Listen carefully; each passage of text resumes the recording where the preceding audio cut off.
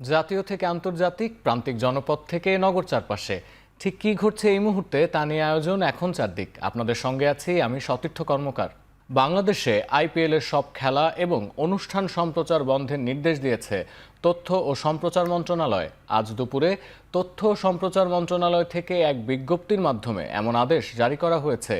কোনো যৌক্তিক কারণ ছাড়াই কলকাতা নাইট রাইডার্স থেকে বাংলাদেশি তারকা পেসার মুস্তাফিজুর রহমানকে বাদ দেয়ায় বাংলাদেশে ইন্ডিয়ান প্রিমিয়ার লিগের সম্প্রচার বাতিল করার সিদ্ধান্ত নিয়েছে সরকার।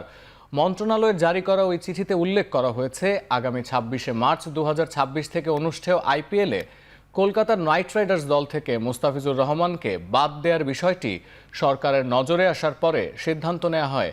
বিজ্ঞপ্তিতে উল্লেখ করা হয়, মুস্তাফিজকে বাদ দেওয়ার বিষয়ে যৌক্তিক কোনো ব্যাখ্যা দিতে পারেনি বিসিসিআই।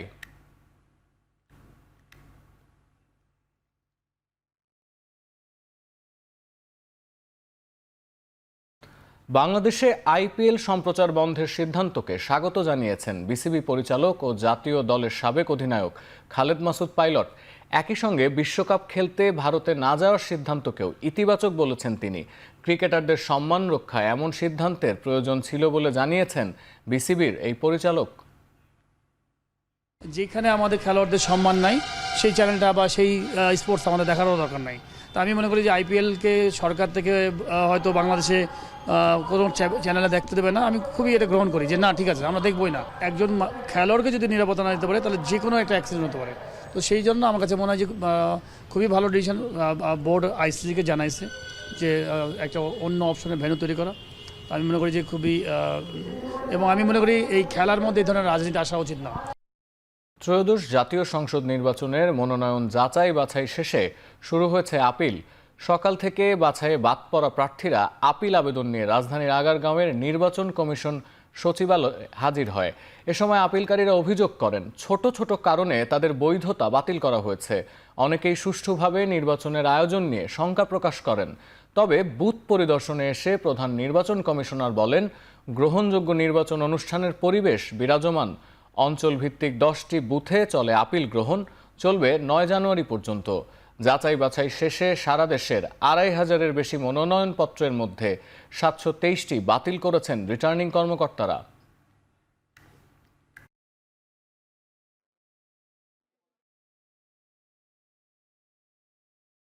এখনো মব চলতেছে, বড় বড় দলের প্রার্থীরা আমাদের ছোট দলগুলোর উপরে সরাসরি ওনারা হস্তক্ষেপ করছে, ওনারা লোকজন দিয়ে বিরক্ত করতেছে। We are try our best. দেখতেছেন তো আপনারা এখন ধরেন যখন নমিনেশন ফাইল করে অনেক লোক গিয়ে হাজির হয়, রিটার্নিং অফিসারের ওখানে অনেক একটু ভিড় হয়, কিন্তু it will all be over ইনশাল্লাহ।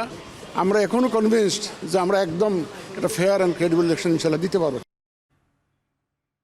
বাংলাদেশকে আবারও পেছনে টেনে নেয়ার চক্রান্ত চলছে বলে জানিয়ে ঐক্যবদ্ধভাবে তা রুখে দিতে হবে বলে মন্তব্য করেছেন বিএনপি মহাসচিব মির্জা ফখরুল ইসলাম আলমগীর।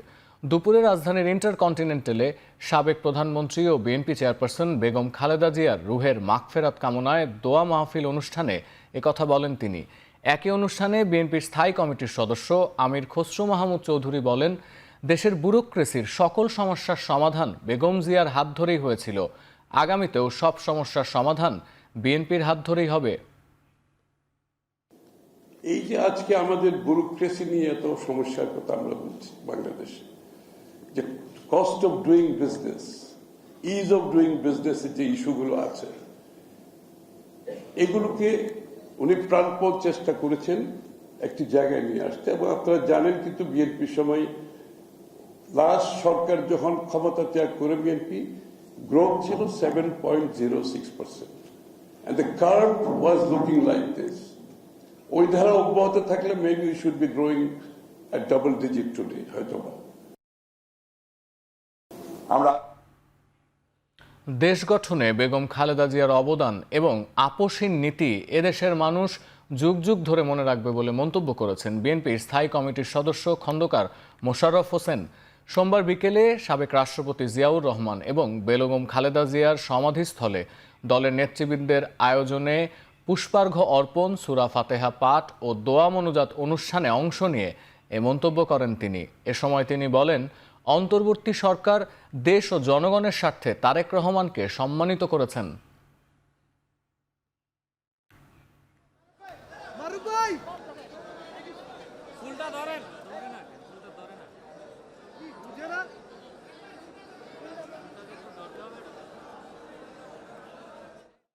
বেগম খালেদা জিয়াকে হারিয়ে বাংলাদেশ জনগণের অভিভাবক হারিয়েছে।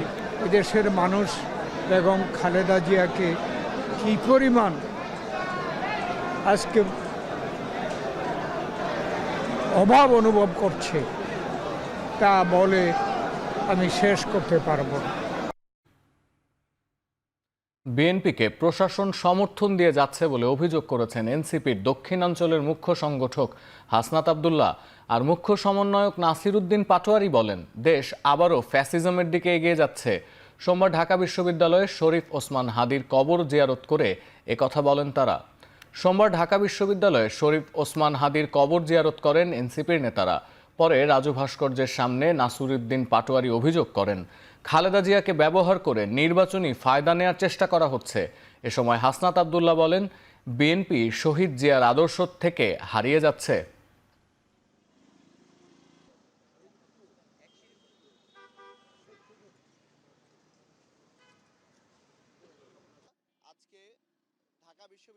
আমরা ধরেই নিচ্ছি আরেকটা ফেসিজমের দিকে আমরা যাচ্ছি।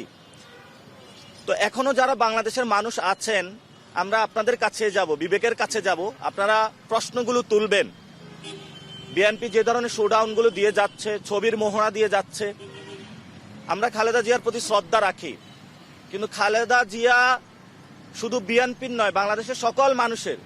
কিন্তু খালেদা জিয়াকে ব্যবহার করে কেউ যদি নির্বাচনী ফায়দা হাসিল করতে চায়, এটা বাংলাদেশে সঠিক না, এটা খালেদা জিয়ার প্রতি অসম্মান করা হয়।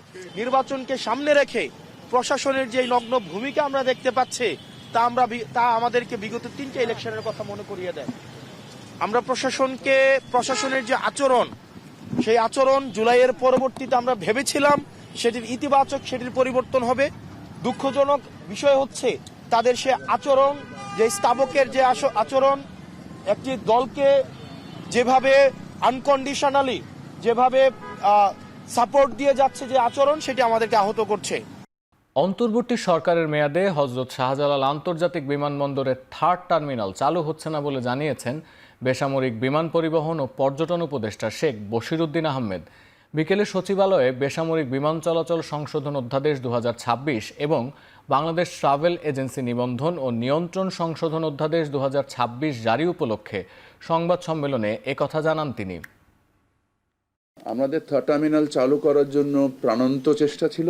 আমি নিজে ব্যক্তিগতভাবে জাপানিজ ভাইস মিনিস্টারের সাথে মিটিং করেছি, আমরা দর কষাকষি করেছি, আমরা চেষ্টা করেছি, বাট আমাদের প্রচেষ্টা সম্ভবত সফল হয়নি। আমাদের কক্সবাজারকে আমরা চেষ্টা করছি যে এটাকে ক্যাটাগরি 3-তে ডাইভার্ট করে, কারণ কখনো কখনো আমাদের ফ্লাইট কলকাতাতে যায়, কখনো ব্যাংককে যায়। সো আমরা যদি কক্সবাজারকে ক্যাটাগরি 3-তে উন্নীত করতে পারি, তাহলে আমরা হয়তোবা ফ্লাইট ডাইভার্ট করে কক্সবাজারে নিয়ে যাব। রাত পোহালেই জগন্নাথ বিশ্ববিদ্যালয়ে কেন্দ্রীয় শিক্ষার্থী সংসদ জকসু ও হল সংসদ নির্বাচনের ভোট। তবে ভোট গণনার পদ্ধতি নিয়ে শেষ মুহূর্তে প্রার্থীদের মধ্যে মতভেদ দেখা দিয়েছে। সোমবার দুপুরে সংবাদ সম্মেলনে ছাত্রদল ও ছাত্র অধিকার পরিষদ সমর্থিত ঐক্যবদ্ধ নির্ভীক জবিয়ান প্যানেল দাবি করে ভোট গণনা OMR মেশিনে নয়, হাতে করতে হবে। অন্যদিকে মেশিনে ভোট গণনার বিষয় লিখিত দেওয়ার পরেও ছাত্রদলের এমন সুর পাল্টানোর প্রতিবাদ জানিয়েছে ছাত্র শিবির সমর্থিত প্যানেল। সোমবার বিকেলে সংবাদ সম্মেলনে দ্রুত সময়ের মধ্যে ফলাফল দিতে ডিজিটাল মেশিনেই ভোট গণনার দাবি জানায় তারা। এদিকে উপাচার্য অধ্যাপক ডক্টর মোহাম্মদ রেজাউল করিম বলেন, OMR মেশিনে ভোট গণনার মাধ্যমে স্বচ্ছতা নিশ্চিত করা সম্ভব। জকসু নির্বাচনকে নিরপেক্ষ, স্বচ্ছ ও উৎসবমুখর করতে প্রশাসন সম্পূর্ণ প্রস্তুত বলেও জানান তিনি।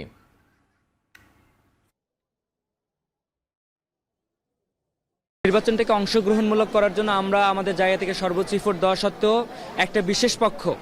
একটা বিশেষ পক্ষ বারবার বলা সত্ত্বেও তাদের পারপাসটা সার্ভ করা হয়েছে যে নির্বাচনটা পিছানো হয়েছে। শতভাগ স্বচ্ছতার সাথে ভোট কাউন্টিং করা যায় সে বিষয়ে তারা কাজ করছেন এবং ম্যানুয়ালি করাটা খুব কঠিন। নির্বাচন কমিশন যে প্রক্রিয়ায় আগাচ্ছে তাতে শতভাগ স্বচ্ছতা নিশ্চিত করে ভোট মেশিনে গণনা করা সম্ভব হবে।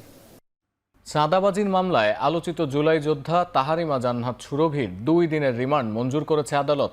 সোমবার দুপুরে গাজীপুর সিনিয়র জুডিশিয়াল ম্যাজিস্ট্রেট আদালত 2-এর শুনানিতে বিচারক এই রিমান্ড মঞ্জুর করেন।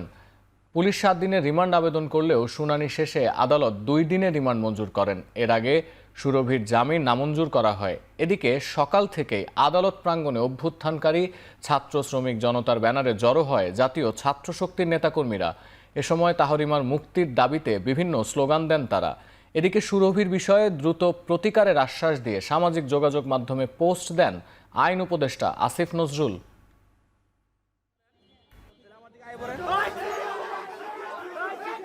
আজকে তার বিরুদ্ধে পুলিশ রিমান্ড চেয়েছিল, এই রিমান্ড আদালত মঞ্জুর করেছে 2 দিন। চেয়েছিল কয়দিন?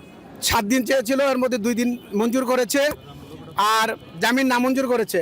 এইটা আমরা লিগেলি এই আদালতের যে রায় হয়েছে এটার আমরা লিগেলি পদক্ষেপ নিব। এবার আন্তর্জাতিক প্রসঙ্গ। যুক্তরাষ্ট্রে মাদক পাচার সংক্রান্ত মামলায় আজই আদালতে তোলা হতে পারে মাদুরো এবং তার স্ত্রীকে। বাংলাদেশ সময় রাত 11টায় ম্যানহাটনের আদালতে বিচারের মুখোমুখি হবেন ভেনেজুয়েলার প্রেসিডেন্ট ও ফার্স্ট লেডি। মার্কিন পররাষ্ট্রমন্ত্রী মার্কো রুবিও সিবিএস নিউজকে এই তথ্য দিয়েছেন। এদিকে দেশ পুনর্গঠনে প্রশাসন সহায়তা না করলে ভেনেজুয়েলায় আবারও সামরিক অভিযান চালানোর হুঁশিয়ারি দিয়েছেন ডোনাল্ড ট্রাম্প। আর চাপের মুখে ওয়াশিংটনের সঙ্গে সংলাপে বসার আগ্রহ দেখাচ্ছেন সদ্য দায়িত্ব নেয়া ভেনেজুয়েলার অন্তর্বর্তী প্রেসিডেন্ট ডেলসি রদ্রিগেজ। পরিবর্তিত এই প্রেক্ষাপটে দেশের জনগণকে রাজপথে থাকার আহ্বান জানিয়েছেন মাদুরো পুত্র নিকোলা মাদুরো গুয়েরা।